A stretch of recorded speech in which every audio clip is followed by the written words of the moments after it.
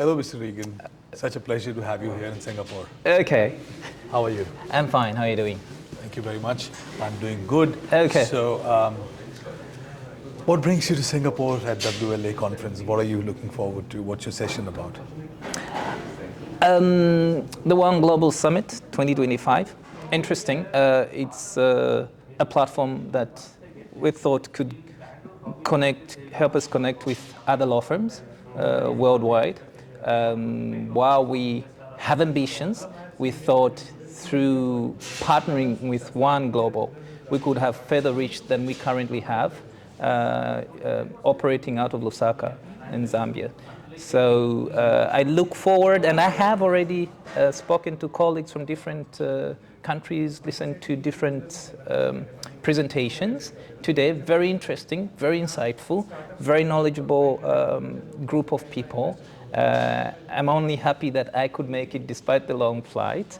Yeah, so it's a 2-day conference. I have a part tomorrow to talk about our firm briefly and what our vision is within the context of WONE Global, looking ahead. Fabulous, fabulous. I'm really glad that you enjoyed listening to the sessions and you found them informative, because the team has been working very hard to curate very interesting topics which are valuable to all our participants. Yeah. So I'm glad you felt that way. So Zambia, what's your firm called, and what do you all do? So our firm is called Reagan Blankfein Gates Legal Practitioners. Okay. So, like I said earlier, we are operating out of Lusaka, Zambia, Central Africa.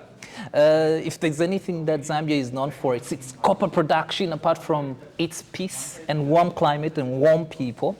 And I think during this period of energy transition, a focus has been placed on Zambia by both Western players and Eastern players like China. You must have heard that the Benguela corridor is going to be constructed, through which Zambia can export its copper and its cobalt, important, significant metals, critical metals for EVs and energy transition. Tazara, which has been there for many decades now, has deteriorated over time. And China also is, as you may know, the leading EV maker now, has been buying a lot of copper over time, and it does not want to be left out. So one of the things that we do, and which places us at the center of the developments now, is a department called Energy Resources and Infrastructure, which I head, because there's a commonality between these in these spaces. Energy is needed by the mining sector, and the mining sector needs infrastructure. When you're constructing infrastructure, you need energy and you need mining. So it's a neat combination. But added to that, we have banking and finance within the firm, which looks at financing projects, again, mining, energy, infrastructure. Then we have corporate advisory, which runs the whole gamut of whatever industry you're talking about. So whatever the nature of the problem in the corporate commercial space, Reagan Blankfein Gates Legal Practitioners, or RBGLP as we call it, is ready to help the client as they come in. So, yeah. Well, that's very interesting. So how old is your company, if I may know? Oh, our firm has been open for close to 7 years now. Okay. Yeah, close to 7 years. You started it, is it? Because it's called Reagan. Yes. I started it or opened the doors to the public in 2018, June 2018. Mm-hmm. Yes. Okay, that's very nice. So I'm a little curious about your name, because it sounds like someone from America, one president called Ronald Reagan. Is that right? Yes, it's an interesting story, because if you know when Reagan became president, then you would guess when I was born. All right. So my father was so in love with him.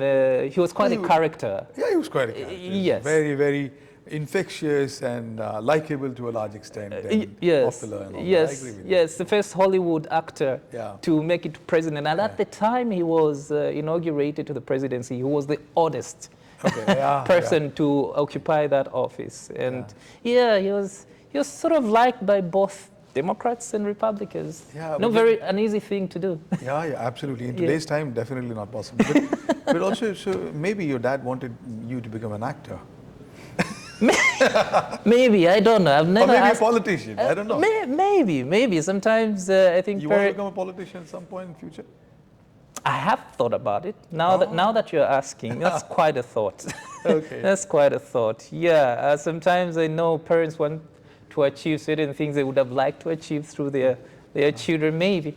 Okay. So I don't know if he wanted me to be a lawyer, which is what I've become, but I'm certain he's proud of that. Absolutely. No, it's a great thing. It's a great profession, and you're doing so well. And Zambia, I mean, you tell me, Central Africa, please pardon my ignorance, I've not been to Zambia, but is it at the periphery of the south edge of the Saharan desert, or it's green, it's equatorial? Okay, so think of the equator. Yeah.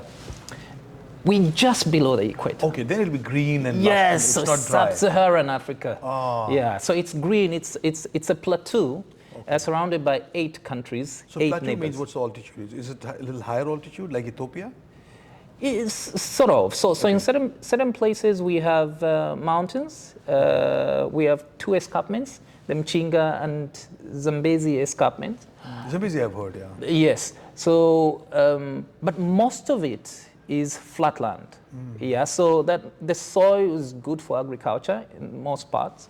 The northwestern part is where most of the mining happens. The legacy mines are there. Further in the northwestern province is where the newer mines are.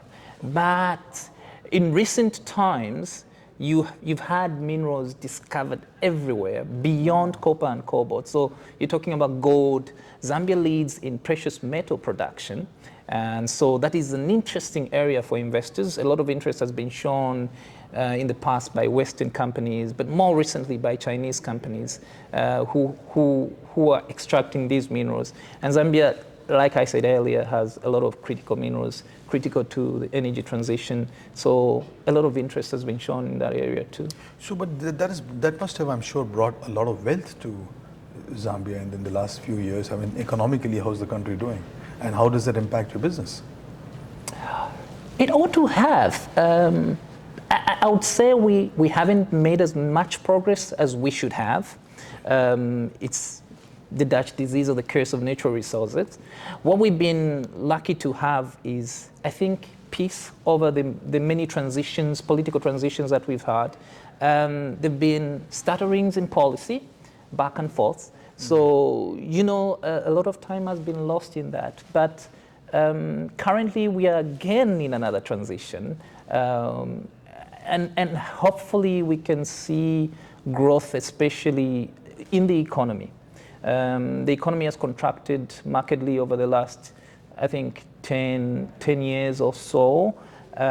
We've seen green shoots. We've seen renewed interest in the mining sector.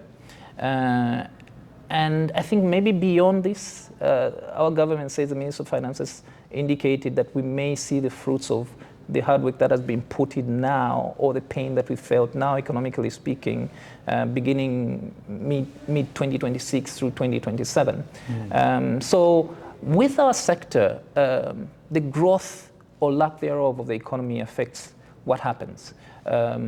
It's an optional sector, some people say. So when the economy is not growing, people are not really thinking about, the ordinary person is not really thinking about legal services. They would rather do things on their own.